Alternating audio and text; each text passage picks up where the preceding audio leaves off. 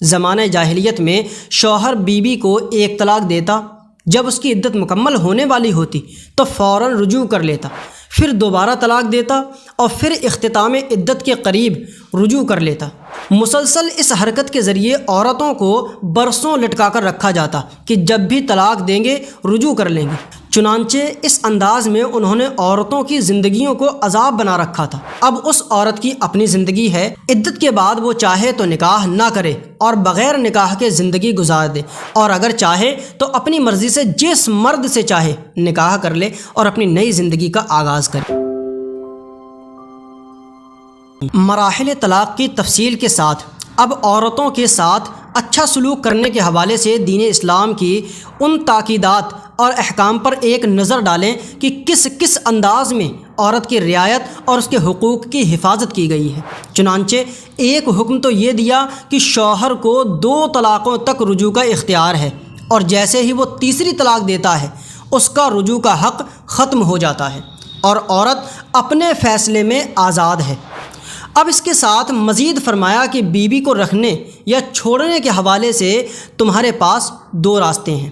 پہلا یہ کہ اچھے، اعلیٰ اور حسن معاشرت کے ذرّی اصولوں کے مطابق اسے دوبارہ اپنی زوجیت میں رکھ لو، اور دوسرا یہ کہ اچھے باوقار انداز سے اسے چھوڑ دو۔ سبحان اللہ، کیسی خوبصورت تعلیم ہے کہ بہر صورت بیوی کے ساتھ اچھا سلوک ہی کرو۔ طلاق و رجوع کے موقع پر بعض لوگ نہایت گھٹیا پن کا مظاہرہ کرتے ہیں کہ 1 یا 2 طلاقیں دینے کے بعد رجوع کر کے بیوی کو نکاح میں روک لیتے ہیں تاکہ اس پر ظلم و زیادتی کریں، اسے مزید ستائیں، اس کی زندگی کو اور زیادہ دشوار بنائیں اور اس کے ماں باپ بہن بھائیوں کو مزید تنگ کریں۔ قرآن کی روح سے یہ شیطانی حرکتیں خدا کی حدوں کو توڑنے والے افعال بد ہیں۔ جب اللہ تبارک و تعالیٰ نے یہ حد مقرر کی ہے کہ عورت پر ظلم نہیں کرنا بلکہ اسے اچھے طریقے سے رکھنا ہے، تو اس حکم اور حد بندی کے باوجود شوہر کا بیوی کو ستانا اللہ تبارک و تعالیٰ کی حدود پامال کرنا ہے،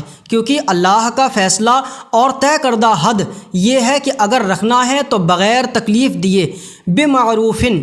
اچھے طریقے سے رکھو، اور اگر چھوڑنا ہی ہے تو ظلم و زیادتی اور طعن و تشنیع کے بغیر باحسان یعنی احسان کے ساتھ چھوڑ دو۔ اور جہاں تک عورتوں کو تکلیف دینے کے لیے زوجیت میں رکھنے کا تعلق ہے تو اس بارے میں ذرا رب العالمین کا غضب اور جلال ملاحظہ فرمائیں۔ اللہ تعالیٰ نے سورہ بقرہ میں ارشاد فرمایا، جب تم عورتوں کو طلاق دو اور وہ اپنی عدت کی اختتامی مدت کے قریب تک پہنچ جائیں تو اس وقت انہیں اچھے طریقے سے روک لو یا اچھے طریقے سے چھوڑ دو،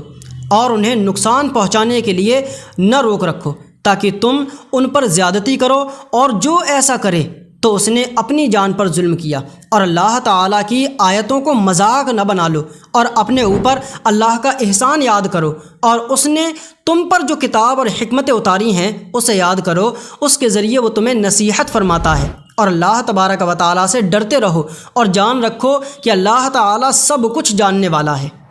اللہ اکبر۔ حقیقت یہ ہے کہ اس آیت میں بیان کردہ حقوق زوجہ کی رعایت و تاکید اور شدت پر اگر گھنٹوں بھی بات کی جائے تو کم ہے کہ اللہ تبارک و تعالیٰ نے کیسی تاکید کے ساتھ یہاں عورتوں سے اچھا سلوک کرنے کا حکم فرمایا اور انہیں تکلیف دینے سے منع فرمایا ہے۔ چنانچہ فرمایا کہ جب عورتوں کو طلاق دے دو اور ان کی عدت ختم ہونے لگے تو اچھے طریقے سے روک لو یا اچھے طریقے سے انہیں چھوڑ دو۔ یہ ہرگز حلال نہیں کہ بیوی کو تکلیف دینے اور نقصان پہنچانے کی شیطانی نیت کے ساتھ رجوع کرو اور اس موذی ذہنیت کے ساتھ انہیں اپنے پاس روکو کہ اب ذرا میں ان کو بتاتا ہوں کہ میں کیا چیز ہوں، اور اب میں ان کی ناک رگڑوا کر اور پاؤں کو ہاتھ لگوا کر چھوڑوں گا۔ اللہ تعالیٰ نے فرمایا کہ یوں زیادتی نہ کرو، کیونکہ بیوی پر زیادتی حقیقت میں اپنی جان پر ظلم کرنا ہے کہ خدائی احکام کے